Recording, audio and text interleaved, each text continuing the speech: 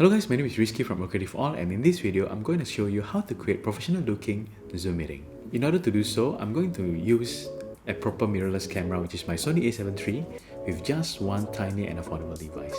Today will be one of the rare occasions whereby I'm going to do a back-to-back Zoom meeting with clients. Me and my colleagues are still working from home at this point of time. So of course, time to time we will come back to the office to simply collect equipment or prepare for a shoot before we actually heading to a shoot.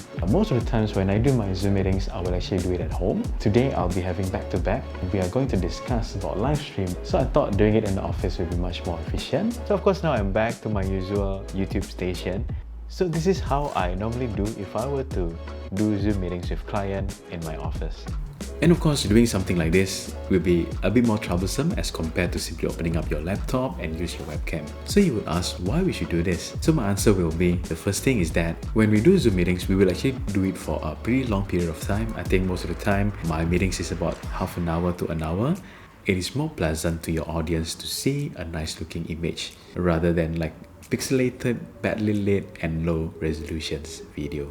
Next thing, of course, we all agree the importance of personal branding.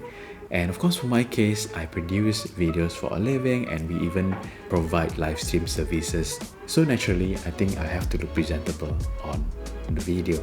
But regardless whether you are actually doing this for a living or not, I believe most of us would tend to try to look presentable whenever we are meeting our clients or any important people.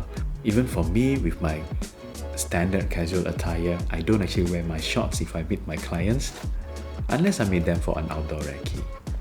Next thing is the fact that most of the cameras that you can find will have a wider angle lens as compared to your webcam. And I think most of you guys will agree that body language is very important, especially when you are doing your presentations. In my case, I always want the audience to be able to see my hands whenever I do any forms of presentations. So nowadays I do presentations on Zoom meetings and sometimes I do webinars as well. So I want my audience to be able to see my hand movements whenever I do my presentations. So just a pic on my laptop. So of course you can see that I have a really tiny studio. As you know, property in Singapore is really expensive, so studio size is just nice for us. I have 3 team members in my team, and of course most of us now are working from home. Unless we are doing shoot in our studio or we are doing like some packing up for a next day shoot or something, I'll be the only one in the office. You can see I'm actually now on my laptop webcam, and of course the laptop webcam quality is bad. I have a pretty decent laptop. Regardless what kind of laptop that you have, I think the webcam quality will always be pretty bad. So now let me switch this to my usual camera that I use for my YouTube, which is the Sony A7 III, and I will show you how am I connecting it. So now of course you can see a big difference in terms of quality. So let me just do a quick run through on how I connect this to my Zoom. So the camera that I'm using is actually this Sony A7 III. This is actually a permanent camera that I put in my studio for my YouTube. So of course, ideally you always need to have a dedicated camera for this kind of purpose, because if you have the need to, like every time you need to constantly set up, so chances are you probably won't have the time to do it. But of course, you don't have to use the same camera that I use, or you don't even need to use a Sony camera. The camera is actually connected through this HDMI cable linked to this capture device. Yes, you can actually connect your camera through USB direct to your computer. But the problem with that is that there are quite numbers of limitations. One of the problem is the fact that you need to run another software. I actually have another video whereby I go through on how to use a Sony camera as a webcam that I actually set up at home earlier during this pandemic period. But I do believe this setup that I'm currently showing you guys here is much more efficient. With this device, your camera will be recognized by Zoom as a webcam, and also the fact that it's actually connected via HDMI cable, which means that you are actually transmitting both audio and video channel, not only just the video but also the audio. So then you can actually get good microphones with your camera, and that microphone will actually serve as your Zoom meeting microphone. One thing that I like about this device is the fact that it's actually USB powered. Unlike the Atem Mini that we actually use for our live stream productions whenever we are doing live stream for clients, this one can be powered directly from USB cable. So therefore, you don't actually need to have another adapter running from the device. You can just simply plug into your computer, USB port, and it will be powered right away. So from there, you can see that I'm actually using this Sony XLR adapter, and this is actually connected to a XLR mic. So this is how I simply mount my microphone. Of course, you can see this is pretty much a make-do stand.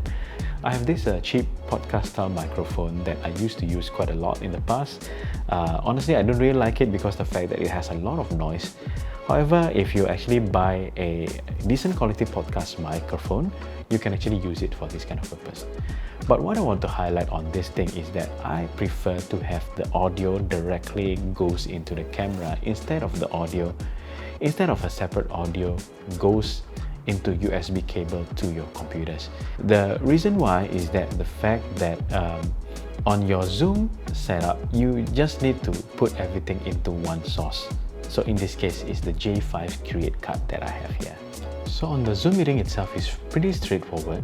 So once you have your camera connected through your capture device, it's pretty straightforward. So basically, you can just simply go to your Zoom meetings under the settings, and you should be able to find these options under the video. So you can see this is actually now on my webcam. So if I click this, you should be able to see your J5 capture card or whichever capture card that you use. Click this. So now you can see it's showcasing what my camera is seeing. And of course, we need to do the same for the audio. So on the audio section, just simply click it. And now you can see that my microphone is also using the J5 capture card. So I think it's a really simple process. Just a quick summary, my Sony mirrorless camera being connected through HDMI to this J5 capture device. You don't need to use a Sony camera. You can use any other camera as long as it has a clean HDMI output. And lastly, of course, it's about being memorable. I think at this point of time, most people are still either using their webcam to do the Zoom meeting or the phones. Therefore, if you have a better setup, I do believe you will be more memorable. And I do believe you guys would agree that being memorable is important for your personal branding. So with that, I hope this video is useful. Thank you so much for watching, and I see you next time.